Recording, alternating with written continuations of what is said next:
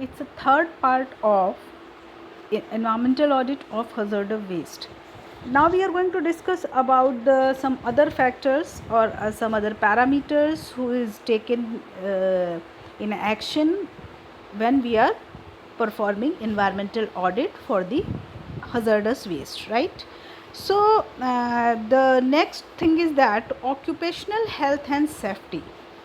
Occupational health means the person who is related with it, like the person who is doing recycling for it, the person who is going transportation for it, the person who is creating that waste, generating that waste, manufacturer, the producer, who are immediately related with this in this process, whose health is also in trouble if they are not following some safety measures. For example, when the workers who are working in a coal mines, they always coal mines or other mountainous region, for they always provide the earplugs to avoid the maximum noise can interrupt their hearing ability. So these are the safety measures which has provided to the workers who are working over there. Just like that, the workers who are working in all the operation, all the processes of hazard waste manufacturing, generation, as well as their transportation and disposal, their health is also criteria of environmental audit. The producer should be ensure that the person is not going to be infected by that waste. So what are the factors for it? Use of respirators where exposure to volatile organics in compliance, particularly in drum processing areas, like they have to provide some mask which can purify the air which is going to inhale by that workers.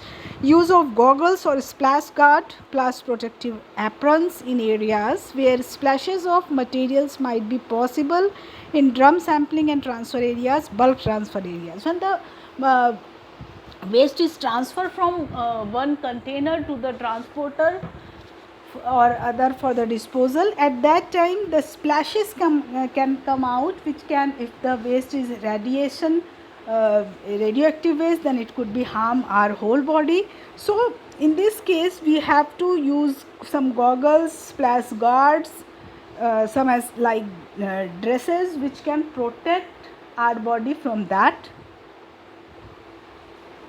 waste.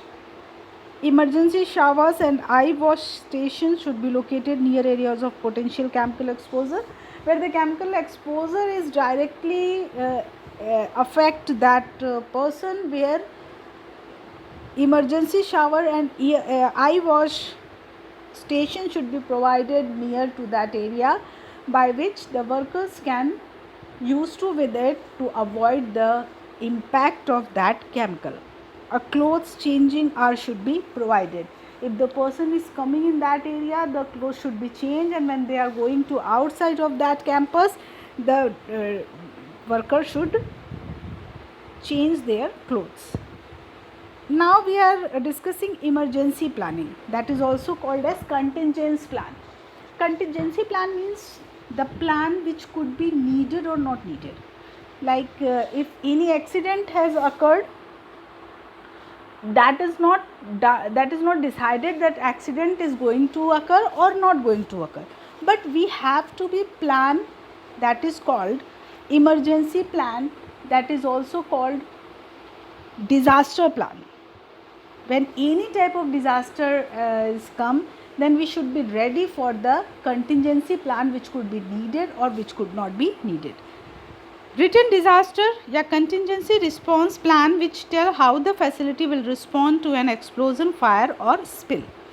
If any cases explosion had done, fire has done, spill that waste into the environment, then we have to be ready for the emergency plan, how to save our life from that disaster. An internal alarm system to alert site personnel in an emergency. If any emergency occurred in this place and the people is, all people cannot watch it, cannot in contact of that area, then the emergency alarm should be there which can alert all the people that some emergency has occurred. The suitable location of on-site emergency response equipments, central sprinkler system of water or foam to supply firefighters fighting capabilities. As we always see that in five-star hotels and malls, standard malls and PVR, where you have seen that some showers point also provided over there, which can avoid to fire, which can caught all the area. So that is called firefighting. Now closures and corrective actions. Some countries require a closure or post closure plans for the closures and cleanup of the site operation, and this purpose of planning exercise to estimate the overall cost for the cleanup process and to require the site to establish a fund to cover these costs. And the plan usually assumes that a site would conduct an orderly closures including processing and disposing of its waste inventory over a short time period, followed by decontamination.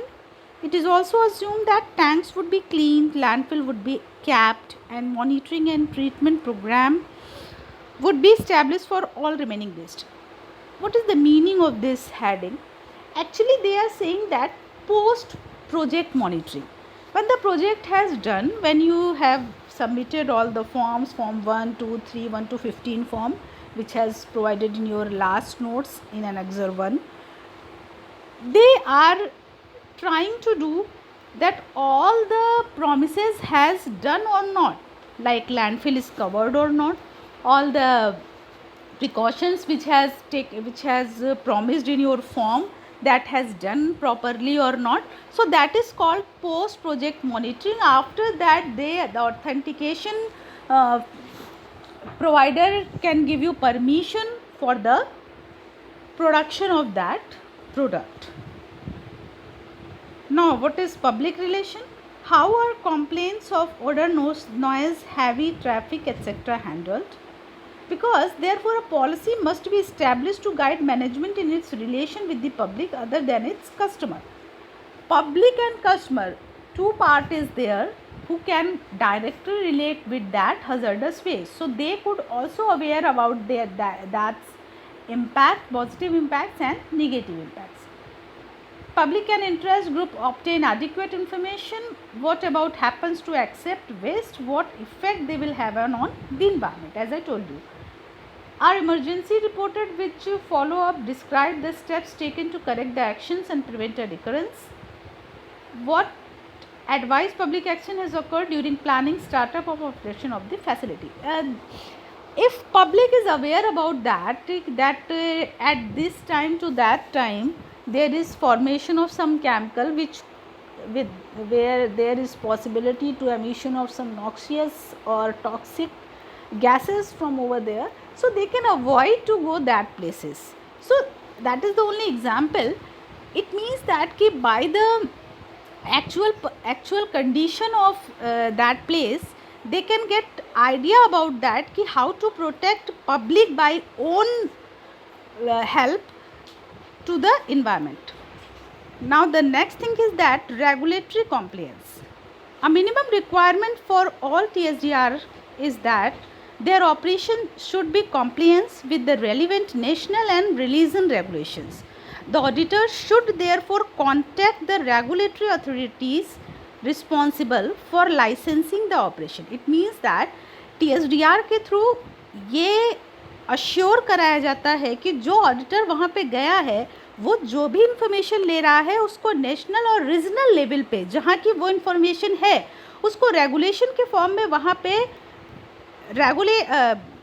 Circulate करेगा, जिससे कि जो भी authorities हैं, जो responsible authorities हैं, they can provide the licensing of the operation. If the auditor is sending negative impact of that procedure, then the regulator would not provide the license to the manufacturing of that product because it can disastrous for the human health. health and safety on the side, discharge and emission to water courses and air etc. This is also a part of the TSDR or the part of auditor to watch that the emission of any type of waste could not harm the water and air, because that is the most important or crucial things for all the people, not only people but all the living creatures. The auditor should ascertain whether the facility has been fined or otherwise penalized for the breaches of the regulations and the nature of these incidents. Means a auditor can penalized, वो penalized कर सकता है इन सारे systems को, और अगर TSDR के rule के थ्रू सारी चीज़ों को नहीं पाया गया तो उस प्रोडक्ट के मैन्युफैक्चरिंग को स्टॉप भी किया जा सकता है. Now the fifth thing is that financial analysis. Since the purpose of assessment, when a generator sends its hazardous waste to TSDR facility, the generator exposes to financial risk in function of the resource that the TSDR facility has its disposal to pay for cleanup cost. Cleanup cost एक add होती है. The financial stability of TSDR facility. The first factor address the ability of TSDR facility to respond to current environmental problems. Maybe that which you are going to manufacture which can create some environmental problems. So their regulatory measures you should also provide. So their cost is also adding in this production. The second factor focus on how the TSDR facilities current financial standing tends to influence the probability of its being able to address environmental problems. So these are the financial things, and now we are coming towards estimating the risk. After completing the TSDR inspection, the auditor has the task to know the information collected both at the site and from regulatory authorities and other agencies.